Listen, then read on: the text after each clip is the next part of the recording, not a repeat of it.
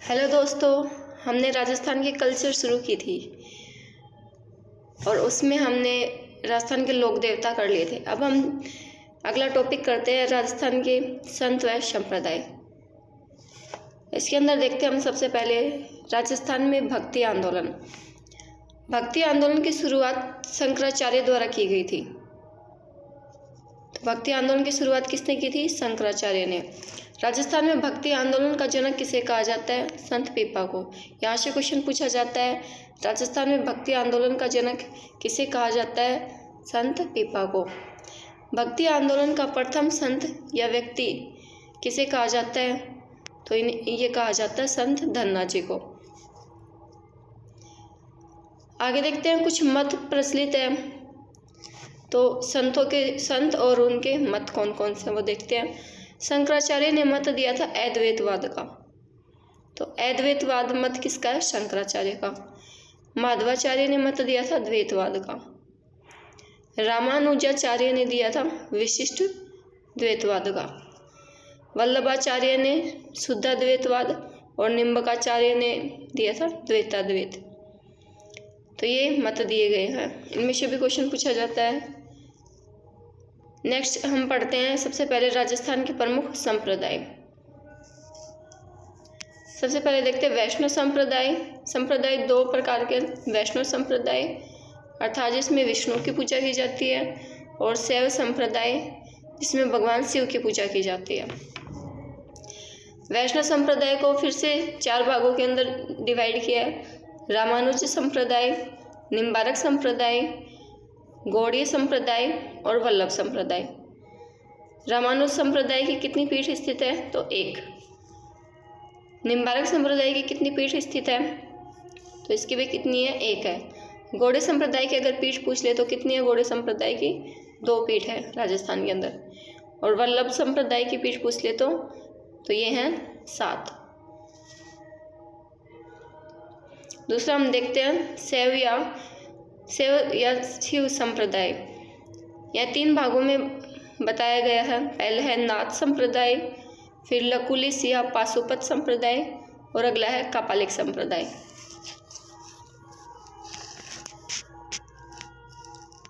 सबसे पहले हम देखते हैं शंकराचार्य। इन्होंने स्मृति संप्रदाय दिया था। तो स्मृति संप्रदाय के बारे में सबसे पहले किसने बताया? शंकराचार्य ने। फिर यमुनाचार्य ने वैष्णव संप्रदाय के बारे में बताया। तो वैष्णव संप्रदाय के बारे में सबसे पहले किसने बताया? तो ये यमुनाचार्य ने बताया था। वैष्णव संप्रदाय जिसमें भगवान कृष्ण या भगवान विष्णु की पूजा की जाती है, जिसके अंदर हम देखेंगे गौड़ीय संप्रदाय। सबसे पहले गौड़ीय संप्रदाय का प्रवर्तक कौन है? तो गौड़ीय संप्रदाय का प्रवर्तक है माधवाचार्य, या इसको क्या कहा जाता है? चैतन्य महाप्रभु। निम्बारक संप्रदाय के प्रवर्तक किनको कहा जाता है? तो ये नाम से पता चल रहा है, निम्बारक निम्बकाचार्य। और वल्लभ संप्रदाय के प्रवर्तक कौन है? वल्लभाचार्य। फिर हम देखते हैं यमुनाचार्य के अगले शिष्य थे रामानुजाचार्य, और रामानुजाचार्य ने रामानुज संप्रदाय की स्थापना की थी। तो रामानुज संप्रदाय की स्थापना किसने की थी? रामानुजाचार्य ने। इनके शिष्य आते हैं फिर रामानंद, और रामानंद ने स्थापना की थी रामानंदी संप्रदाय की। फिर उनके शिष्य आते हैं अनंतादास, फिर कृष्णदास पेहारी, और कृष्णदास पेहारी ने राम को क्या कहा है? रसिक कहा है। तो ये भी ध्यान रखना, राम को रसिक किसके द्वारा कहा गया? कृष्णदास पेहारी के द्वारा। फिर उनके शिष्य आते हैं अग्रदास, और इन्होंने कृष्ण को रसिक कहा। अग्रदास ने किसको कहा है? कृष्ण को रसिक कहा है। इन्होंने रसिक प्रिय संप्रदाय की स्थापना की। तो रसिक प्रिय संप्रदाय के प्रवर्तक कौन है? अग्रदास थी। ये ध्यान रखना, ये क्वेश्चन पूछा गया है एग्जाम के अंदर। रसिक प्रिय संप्रदाय के प्रवर्तक कौन है? अग्रदास जी। रेवासा सीकर के अंदर की थी इन्होंने। फिर आते हैं इनके अगले शिष्य किल्हण दास। इन्होंने राधा प्लस कृष्ण जी, यानी इनकी संयुक्त मूर्ति पूजा का प्रचलन किया है। किसने? किल्हण दास ने। फिर इनके शिष्य आते हैं नाभादास, और नाभादास की एक पुस्तक है भक्तमाला। ये इम्पोर्टेंट है पुस्तक का नाम। भक्तमाला पुस्तक किसकी है? तो ये नाभादास की पुस्तक है। सबसे पहले हम देखते हैं रामानुज संप्रदाय। तो रामानुज संप्रदाय के प्रवर्तक कौन है? रामानुजाचार्य। कौन है? रामानुजाचार्य। इनके शिष्य रामानंद जी ने रामानंदी संप्रदाय की स्थापना की थी। मैं प्रधान पीठ तोत्रादि बनवाई। प्रधान पीठ का बनवाई? तोत्रादि। आमेर के राजा थे पृथ्वीराज कछुआ और उनके गुरु का नाम महंत चतुरनाथ थे और इनकी पत्नी थी बालाबाई और उनके गुरु का नाम था कृष्णदास पैहारी। कृष्णदास ने चतुरनाथ को शास्त्रार्थ में हराया था। किसमें हरा दिया? शास्त्रार्थ के अंदर। और गलताजी जयपुर में रामानंदी संप्रदाय की पीठ की स्थापना की गई। तो रामानंदी संप्रदाय की पीठ कहाँ स्थित है? गलताजी जयपुर के अंदर। गलताजी, यहाँ गालव ऋषि की तपोस्थली स्थित है। किसके? गालव ऋषि की। राजस्थान की मंकी वैली कहा जाता है गलताजी को। क्या कहा जाता है? राजस्थान की मंकी वैली। यहाँ का सूर्य मंदिर प्रमुख मंदिर है। इस पीठ को उत्तर तोत्रादि कहा जाता है। महंत चतुरनाथ ने यहाँ नाथ संप्रदाय की पीठ की स्थापना की थी। किसकी स्थापना की थी? नाथ संप्रदाय की पीठ की स्थापना। इसके अलावा हम देखते हैं कि तुलसीदास ने गलताजी में रामचरितमानस का अयोध्या कांड लिखा था। इसलिए गलताजी को राजस्थान की काशी भी कहा जाता है। गलताजी को क्या कहते हैं अपन? राजस्थान की काशी। जयपुर का शासक था सवाई जयसिंह। रामानंदी संप्रदाय का अनुयायी था। ये किस संप्रदाय का अनुयायी था? तो रामानंदी संप्रदाय का। इन्होंने अपने दरबारी, इनके दरबारी का नाम था श्री कृष्ण मत कलानिधि और इनसे इन्होंने राम रासो ग्रंथ लिखवाया था। किसने लिखवाया था? सवाई जयसिंह ने लिखवाया था राम रासो ग्रंथ श्री कृष्ण मत कलानिधि से। कृष्णदास ने राम को रसिक कहा है। तो ये ध्यान रखना, कृष्णदास ने राम को क्या कहा है? रसिक कहा है। जबकि इनके शिष्य का नाम था अग्रदास जी और अग्रदास जी ने किसको रसिक कहा? कृष्ण को रसिक कहा है। तो अग्रदास जी ने कृष्ण को रसिक कहा है। अगला संप्रदाय हम देखते हैं रसिक प्रिय संप्रदाय और इसके प्रवर्तक अग्रदास जी है। इनकी पीठ रेवासा सिक्कर के अंदर स्थित है। राधा कृष्ण की पूजा की जाती है। राधा कृष्ण की एक साथ संयुक्त पूजा की जाती है। अगला संप्रदाय आता है गौड़ीय संप्रदाय और गौड़ीय संप्रदाय के प्रवर्तक कौन है? माधवाचार्य। सर्वाधिक प्रचार प्रसार देखा जाए तो किसने किया था? चैतन्य महाप्रभु ने। इनकी प्रधान पीठ गोविंद देव जी का मंदिर जयपुर। गौड़ीय संप्रदाय की कितनी पीठ स्थित है? तो 2 पीठ स्थित है। पहली पीठ कहाँ है इनकी? गोविंद देव जी मंदिर जयपुर के अंदर स्थित है और दूसरी पीठ अगर पूछी जाए तो मदन मोहन जी का मंदिर करौली के अंदर। आमेर में गोविंद देव जी की मूर्ति राजा मानसिंह लेकर आया था। तो सबसे पहले गोविंद देव जी की मूर्ति कौन लेके आया? राजा मानसिंह। सवाई जयसिंह ने चंद्र महल यानी सिटी पैलेस में गोविंद देव जी का मंदिर बनवाया। गोविंद देव जी का मंदिर किसके द्वारा बनवाया गया? सवाई जयसिंह के द्वारा। और गौड़ीय संप्रदाय की दूसरी पीठ ये कहाँ स्थित है? मदन मोहन जी का मंदिर करौली के अंदर। और यह राजस्थान का सबसे कम खंभों वाला मंदिर है। सबसे कम खंभों वाला मंदिर कौन सा है? मदन मोहन जी का मंदिर करौली के अंदर। तो ये गौड़ीय संप्रदाय था। अगला हम देखते हैं निम्बारक संप्रदाय। तो निम्बारक नाम से पता चल रहा है इनके प्रवर्तक कौन है? निम्बकाचार्य। इन्होंने ग्रंथ लिखा था वेदांत परिजात भाष्य। ये निम्बकाचार्य का ग्रंथ है। भारत में प्रधान पीठ वृंदावन के अंदर है। तो निम्बारक संप्रदाय की अगर प्रधान पीठ पूछे, भारत के अंदर पूछे तो वृंदावन। और राजस्थान के अंदर इसके प्रवर्तक कौन है? निम्बारक संप्रदाय के आचार्य परशुराम। पीठ कहाँ है इसकी? खंडेला सीकर। ग्रंथ इन्होंने परशुराम सागर ग्रंथ लिखा था। राजस्थान में प्रधान पीठ कहाँ स्थित है निम्बारक संप्रदाय की? तो ये रूपनगढ़ नदी किनारे सलेमाबाद अजमेर के अंदर स्थित है। तो कहाँ स्थित है निम्बारक संप्रदाय की प्रधान पीठ कहाँ स्थित है? सलेमाबाद अजमेर में। इस संप्रदाय में राधा को श्री कृष्ण की परिणीता माना जाता है। परिणीता मतलब विवाहिता। तो निम्बारक संप्रदाय के अंदर राधा को श्री कृष्ण की परिणीता माना गया है। एकमात्र मंदिर जहाँ राधा की प्रतिमा नृत्य मुद्रा में स्थित है तो वो कहाँ है? सलेमाबाद के अंदर। ये क्वेश्चन पूछा गया है यहाँ से। एकमात्र मंदिर कौन सा है जिसके अंदर राधा की प्रतिमा नृत्य मुद्रा में स्थित है? तो सलेमाबाद अजमेर के अंदर स्थित है। आगे देखते हैं इस संप्रदाय के उपनाम। तो हंस संप्रदाय, नारद संप्रदाय और सनद संप्रदाय, ये क्या इसके उपनाम है। आगे हम देखते हैं अगला संप्रदाय वल्लभ संप्रदाय। इसके प्रवर्तक कौन है? वल्लभाचार्य। सूरदास को पुष्टि मार्ग का जहाज कहा जाता है। तो पुष्टि मार्ग का जहाज किसे कहा गया है? सूरदास को। ईश्वर की कृपा को क्या कहा जाता है? पुष्टि। मंदिर को क्या कहा गया है? हवेली। दर्शन को झांकी और संगीत को क्या कहा गया है? हवेली संगीत। राजस्थान में वल्लभ संप्रदाय की प्रधान पीठ कितनी है? कुल 7 प्रधान पीठ है। और इन प्रधान पीठों से क्वेश्चन पूछा जाता है कि कौन से कहाँ स्थित है। श्रीनाथ जी का मंदिर ये कहाँ स्थित है? नाथद्वारा राजसमंद में। फिर अगली है द्वारिकाधीश का मंदिर, ये कहाँ है? काकरोली राजसमंद में। मथुराधीश अथवा गोकुल चंद्र जी ये कहाँ स्थित है? कामा भरतपुर। बालकृष्ण जी का मंदिर बालकृष्ण जी का मंदिर कहाँ स्थित है? सूरत गुजरात में। मदन मोहन जी का मंदिर कामा भरतपुर। एक मदन मोहन जी का मंदिर करौली के अंदर आया ना पीछे, ये मदन मोहन जी का मंदिर कामा भरतपुर के अंदर स्थित है। गोकुलनाथ जी गोकुल यूपी में और मथुरेश्वर मंदिर कोटा के अंदर स्थित है।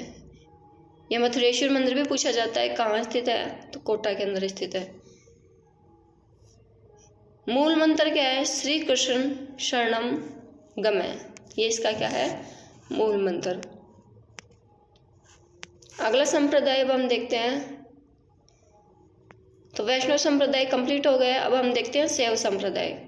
शैव संप्रदाय अर्थात इसमें भगवान शिव की पूजा की जाती है। सबसे पहले इसके प्रवर्तक देखते हैं योगिनाचार्य। शैव संप्रदाय के प्रवर्तक हैं योगिनाचार्य। भगवान शिव की उपासना की जाती है। सबसे पहले शैव संप्रदाय के अंदर हम देखते हैं नाथ संप्रदाय।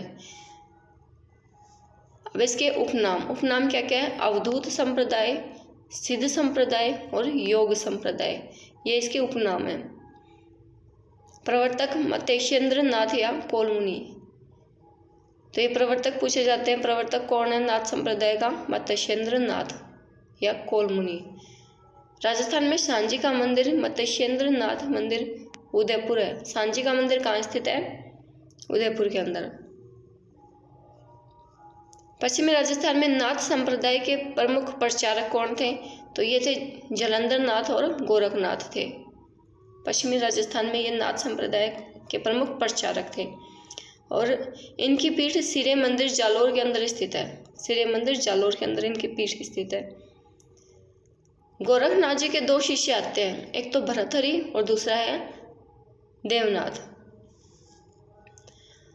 भरथरी पूरे राजस्थान में नाथ संप्रदाय का प्रचार किया और इनकी पीठ कहाँ स्थित है? सरिस्का अलवर के अंदर। भरथरी सरिस्का अलवर। फिर देवनाथ,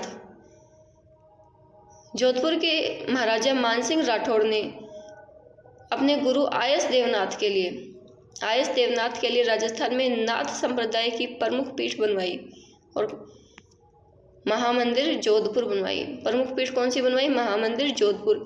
तो ये जोधपुर का शासक था मानसिंह राठौड़ और उन्होंने अपने इनके गुरु का नाम था आयस देवनाथ। उसके लिए इन्होंने नाथ संप्रदाय की प्रमुख पीठ बनवाई थी महामंदिर जोधपुर के अंदर। अब देवनाथ के 2 शिष्य रहते हैं, एक तो है पद्मनाथ और एक लाडूनाथ। इन दोनों में झगड़ा होने पर एक नई पीठ स्थापित की गई, उदय मंदिर, और ये कहाँ स्थित है? जोधपुर के अंदर। तो नई पीठ कौन सी बनी? उदय मंदिर, जोधपुर। अगला संप्रदाय हम देखते हैं लकुलिश या पाशुपत संप्रदाय। इसके प्रधान पीठ एकलिंग जी का मंदिर उदयपुर के अंदर स्थित है, और इस एकलिंग मंदिर का निर्माण किसने करवाया था? बप्पा रावल के द्वारा करवाया गया था। ये खुद को एकलिंग जी का दीवान मानते थे।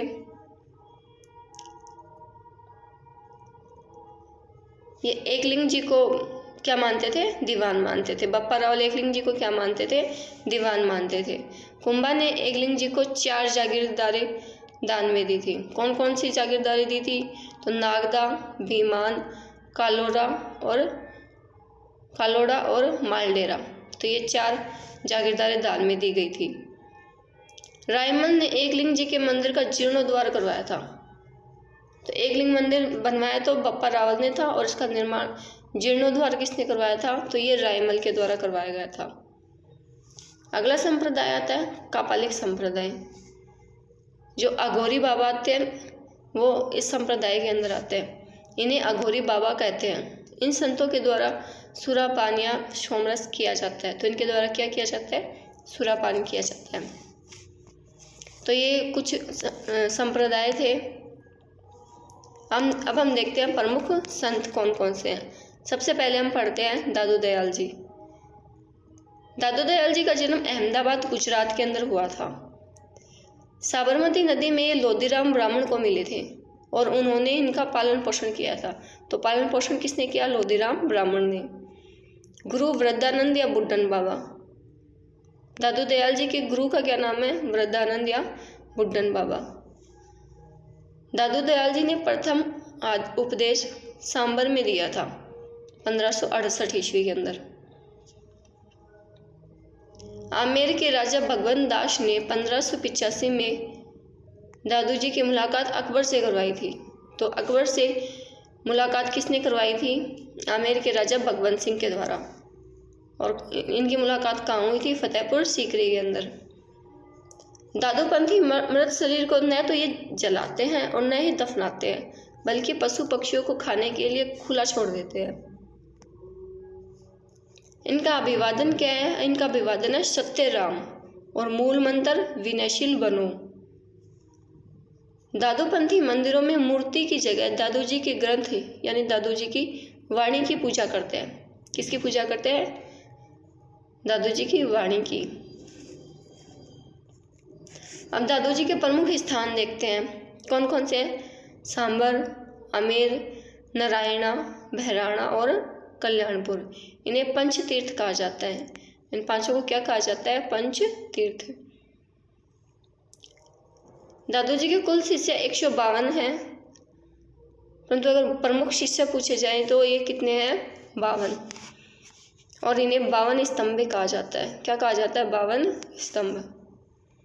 दादू जी के सत्संग स्थल अलख दरीबा या चौगान। तो सत्संग स्थल क्या कहलाते हैं? अलख दरीबा या चौगान। दादू जी की मृत्यु, देह त्याग को क्या कहा जाता है? दादू खोड़। और दादू जी